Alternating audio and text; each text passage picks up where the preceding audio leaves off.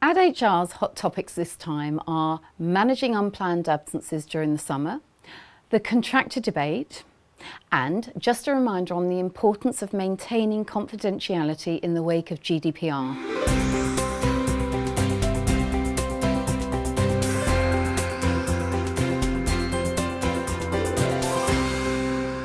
I'm sure everyone is enjoying this wonderful summer, what with the weather and the sport. It immediately lifts moods.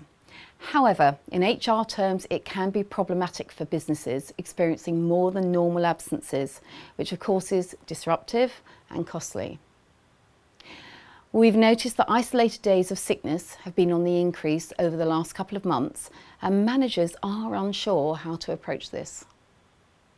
Our advice is make sure you are consistent in applying your absence management procedure. For employees who, shall we say, have a lower constitution for coming into work, nothing works better than knowing that they are accountable to their line manager for their absence when they come back.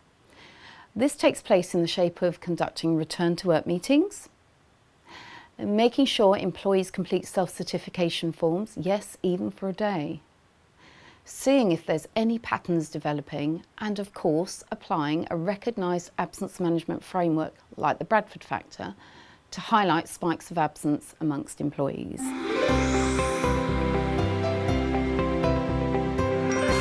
The contractor versus employee or worker debate is still a hot topic, what with Uber, Pimlico Plumbers, and now last week the National Gallery.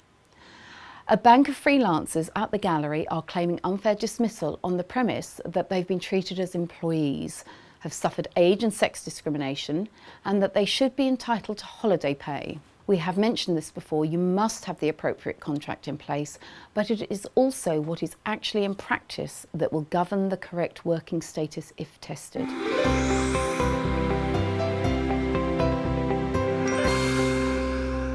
So, we're now 2 months into GDPR, and already within the HR community we're seeing a rise in subject access data requests.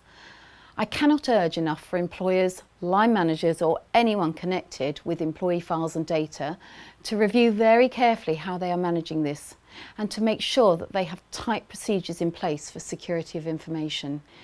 In terms of difficult conversations or comments across emails, be extra vigilant to make sure that people are not identifiable through this. It's much better to have a quiet conversation or meeting to discuss a troublesome employee rather than writing it down in an email. Remember, an employee at any point can request to see what's been written about them. There's no fee, and it can take a lot of management time to sort it out. The best advice is if you don't want it in the public eye, don't write it down. Pick up the phone or have a meeting to discuss the issue. So, in this edition we've covered dealing with absences, managing the contractor relationship, and being more vigilant about employee information. I hope you found this helpful. If you want any further information or help on any of these, give us a call and enjoy the rest of the summer.